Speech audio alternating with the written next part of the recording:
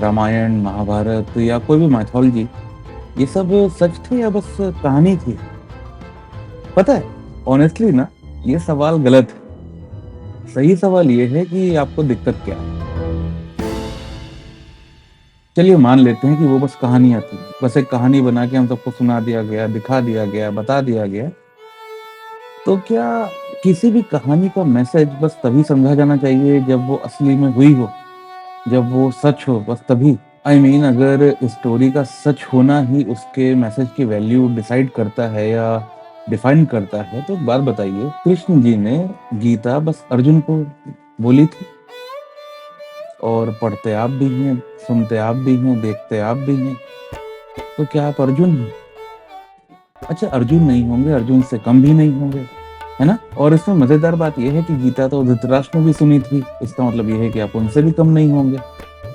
तभी तो सुनते हैं गीता आप, तभी तो पढ़ते हैं गीता आप, है ना? अजीब है ना? और जब अजीब बात हो ही रही है तो आपको एक छोटी सी कहानी सुनाते हैं। एक बार एक माँ अपने बच्चों को लेके एक ऋषि जी के पास जाती है और उनसे कहती है कि ऋषि जी, हमारा बच्चा गुड़ बहुत खाता है, बहुत ज्यादा खाता है। हम लोग तो इसको समझा समझा के थक गए हैं। शायद अगर आप बताएंगे तो ये सुनेगा, कुछ फर्क पड़ेगा। तो ऋषि जी बोलते हैं, ठीक है, एक काम करिए, आप 1 हफ्ते बाद आइए। ठीक है, 1 हफ्ता गुजरता है। माँ अपने बच्चे को लेके फिर से जाती है। ऋषि जी बोलते हैं बच्चे से कि देखो बेटा, ज्यादा गुड़ नहीं खाते, ज्यादा गुड़ खाना सेहत के लिए ठीक नहीं है। अब ये देख के माँ परेशान और हैरान, क्या सोचती क्या है, वो पूछ लेती हैं कि महाराज जी एक बात बताइए, ये बात तो आप पिछले हफ्ते भी बोल सकते थे, तब फिर आपने तभी क्यों नहीं बोल दिया, 1 हफ्ते बाद क्यों बुलाया?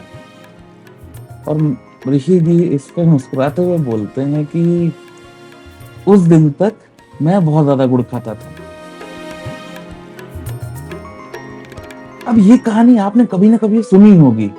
कभी ऋषि जी की जगह महात्मा गांधी रहे होंगे, कभी मुल्ला नसरुद्दीन रहे होंगे, गुड़ की जगह चीनी रहा होगा या कुछ और रहा होगा। कई भाषाओं में, कई तरीकों से, कई रूपों से ये कहानी आपने सुनी है, ये कहानी आप तक पहुंची होगी। लेकिन पता है, उन सब कहानियों में जिसमें कैरेक्टर्स अलग हैं, सब्जेक्ट अलग है, हर चीज अलग अलग है, भाषा भी हो सकता है अलग हो, लेकिन एक चीज कॉमन, इस कहानी का message, practice what you preach. पहले आचरण, फिर उपदेश। अब अगर आपकी दिक्कत यह है कि ऋषि का आश्रम कहाँ था, वो ऋषि थे या मुल्ला थे, अच्छा गुड़ था या चीनी था, क्लियर क्या था, सच सच बताओ, तो इसका पता है क्या मतलब है? इसका एक ही मतलब है कि दोस्त, आपने कहानी सुनी तो है, लेकिन आपने कहानी समझी नहीं, क्योंकि आपके लिए जो उस कहानी में था, जो आपका था, जो आपके लिए था, वो तो आपने लिया ही नहीं। उस कहानी का मैसेज या मॉरल वही तो था आपका, वही तो एक चीज थी जो आप ले सकते हैं, अपने जीवन में यूज कर सकते हैं, इम्प्लीमेंट कर सकते हैं। ये अजीब है ना, लेकिन मजेदार भी है। अजीब ये है कि आप लोगों से पूछ रहे हैं कि ये महाभारत, रामायण या कोई भी मैथोलॉजी सच थी या नहीं थी, असली में हुई थी कि नहीं हुई थी, कहाँ हुई थी, हम आपसे पूछ रहे हैं। और ये मजेदार कि आप हैं कौन, आप अर्जुन हैं या धृतराष्ट्र हैं? और इस सवाल का जवाब देने के लिए कहानी का सच होना जरूरी नहीं है। सच ये है कि आप हैं। बस अब आप सच सच बताइए कि आप किससे ज्यादा रिलेट कर पाते हैं। और रिलेट करना ये नहीं कि हम सोचते क्या है, नहीं नहीं नहीं, सोच तो आप कुछ भी सकते हैं, लेकिन रिलेट आप करते हैं अपने एक्शन से, अपने कर्मों से, जो आप करते हैं। क्योंकि जो आप करते हैं उसके पीछे आपका स्वभाव होता है। तो बताइए, आपका स्वभाव किससे ज्यादा मिलता है? होता क्या है कि हम लोग रिलेट करते हैं वीक कैरेक्टर से या साइड कैरेक्टर से, और इम्प्रेस और इंस्पायर होते हैं स्ट्रॉन्ग कैरेक्टर से, मेन कैरेक्टर से, लीड कैरेक्टर से। और इसी वजह से जो मेन कैरेक्टर है ना, वो हमको खुद से बहुत ज्यादा दूर फील होता है। तो हम लोग उनकी बातें तो करते हैं, उनकी कहानियां तो सुनते हैं, सुनाते भी हैं, लेकिन उस कहानी से कुछ सीखते नहीं है। बस शब्दों में और बातों में रहता, जीवन में नहीं उतारते। और पता है ऐसा कब होता है?